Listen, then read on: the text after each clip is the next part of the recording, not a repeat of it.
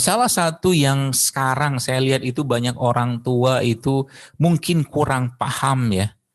Ketahuilah, saya perlu sampaikan bahwa kekebalan tubuh manusia itu ya, itu letak utamanya itu ada pada perut atau pencernaan. Catat baik-baik ini. Artinya apa? Ketika Anda memberikan makanan ke anak Anda, ya, pilihannya cuma dua. Makanan tadi menguatkan tubuhnya atau makanan tadi melemahkan tubuhnya. Itu saja. Pikirin baik-baik. Artinya apa? Kalau si orang tua itu memberikan makanan yang dia sudah tahu itu melemahkan tubuhnya dan terus menerus diberikan kepada anak tadi, berarti orang tuanya sengaja menciptakan generasi ke depan menjadi generasi yang bermasalah gitu kan. Buktinya apa? Wah, bagus sekali, gampang sekali kalau melihatnya. Anak-anak perempuan sebagai salah satu contohnya lah, ya sering saya sampaikan itu. Subhanallah ya. Banyak sekali wanita-wanita, terutama anak-anak perempuan ya, anak-anak ya di bawah usia balik gitu ya, atau mungkin sudah juga, terutama yang sudah itu kan, yang kalaupun dia sudah menstruasinya sering bermasalah loh, sering bermasalah. Ya kenapa sering bermasalah? Ya, atau masalahnya apa? Contoh mungkin nyeri waktu, frekuensinya, jumlahnya yang tidak normal, itu kan salah satu tandanya. Tubuh kita itu sebenarnya sudah memberikan isyarat, tubuh kita itu sudah memberikan tanda-tanda kepada kepada kita untuk ngasih tahu bahwa ini bermasalah gitu loh. Tapi orang tuanya atau mungkin si anaknya atau mungkin orang tuanya nggak aware dengan itu. Ya, contoh mungkin saya sering sampaikan bahwa coba misalkan maaf ya ayam-ayam, ketika kita bicara ayam-ayam potong, ayam-ayam pedaging gitu kan. Bolehkah makan itu? Boleh. Halalkah? Halal kalau disembelih secara syar'i dan diberi dari harta yang halal. Halal. Tapi masalahnya itu toyib nggak gitu loh. Tadi kita dengar ya Qori'ah yang membaca ayat dalam Al-Quran tadi yang disebutkan makan yang halal dan baik. Itu yang kadang-kadang kita belum paham loh sekalian ya. Kenapa belum paham? Tadi saya katakan kalau itu tidak kita perbaiki mulai sekarang ya, maka anak-anak tadi akan sangat rentan ya.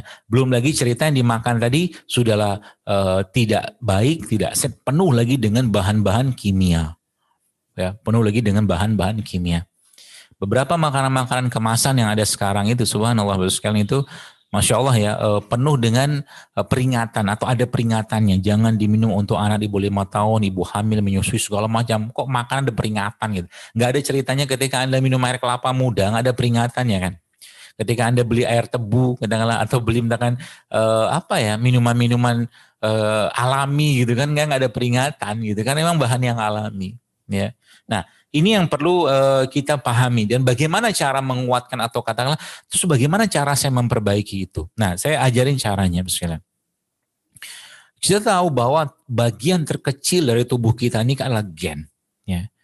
Nah, gen itu sebenarnya dia bahan intinya atau bahan bakarnya itu adalah asam amino.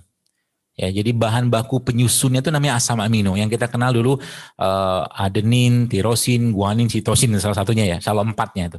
Jadi tubuh manusia itu kalau dibongkar ya 4 asam amino itu saja ya penyusunnya dengan komposisi yang tiap orang itu kan beda-beda. Nah, asam-asam amino inilah sebenarnya yang subhanallah dia bisa memperbaiki sel-sel yang rusak ya, sel-sel yang rusak ya. Namun ada namunnya ya. Katakanlah Anda bikin rumah nih. Rumah tersebut sudah disiapkan. Ya ada semennya, ada bajanya, katakanlah ada pasirnya, segala macam lah yang diperlukan untuk bangun rumah tadi. Tapi yang kerja nggak ada. Atau tukang bangunannya nggak ada yang kerja. Maka bahan bangunan rumah tadi ya kalau kita yang mengerjakan sendiri mungkin bisa kalau punya kemampuan untuk itu ya.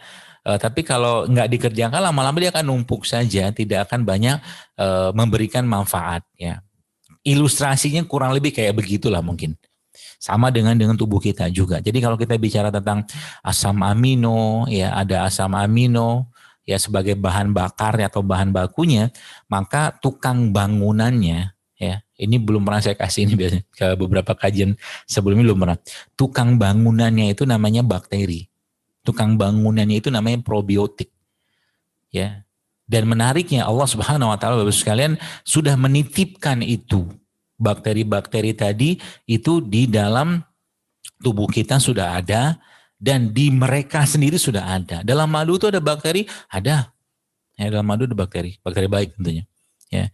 Dalam produk-produk apa tuh namanya senyawa produk-produk ciptaan Allah seperti sayuran, buahan tertentu itu ada bakteri semua dan jenis bakterinya itu akan beda antara bakteri dari tumbuhan yang tumbuh di dalam tanah atau kita misalkan rimpang gitu kan atau umbi-umbian kayak apa tuh namanya bengkoang misalkan ya dengan bakteri yang tumbuh atau tumbuhan yang hidupnya di atas tanah itu berbeda.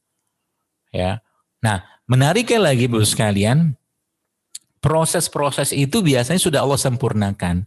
Maka kalau dilihat, ya kita lihat apa saja kira-kira sumber-sumber asam amino terbaik yang kita bisa berikan kepada anak-anak kita di rumah.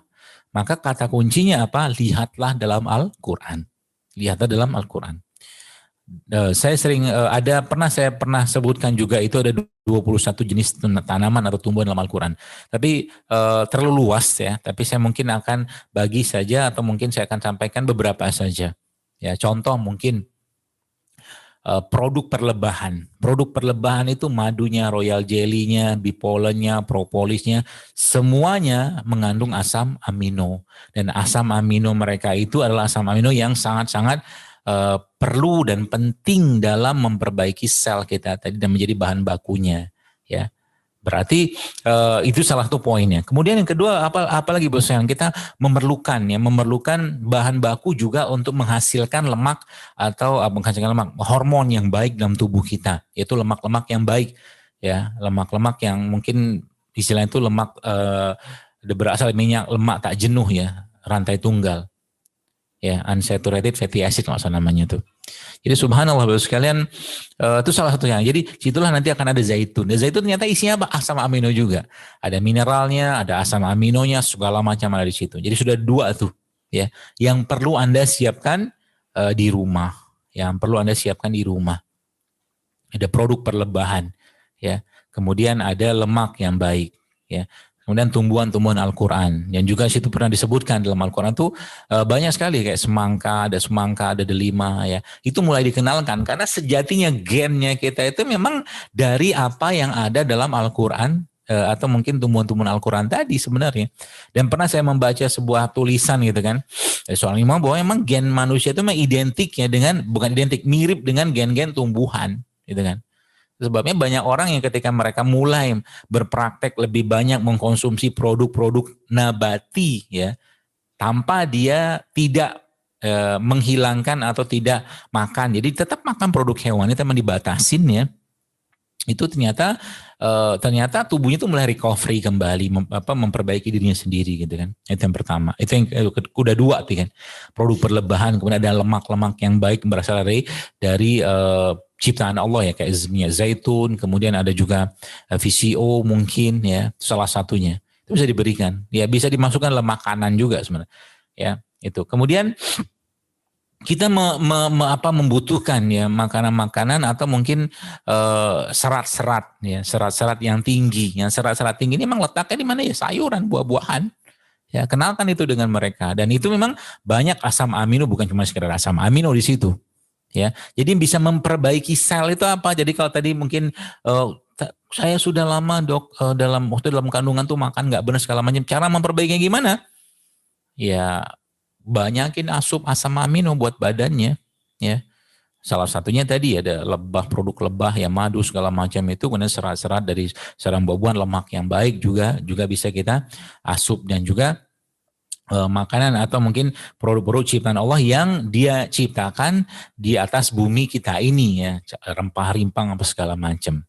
Nah itu bahan bakunya. Berarti yang ngelola nanti siapa? Ya, yang mengelola atau membangun atau menyiapkan itu untuk menjadi kekuatan buat tubuh kita apa? Ya tadi makhluk tadi.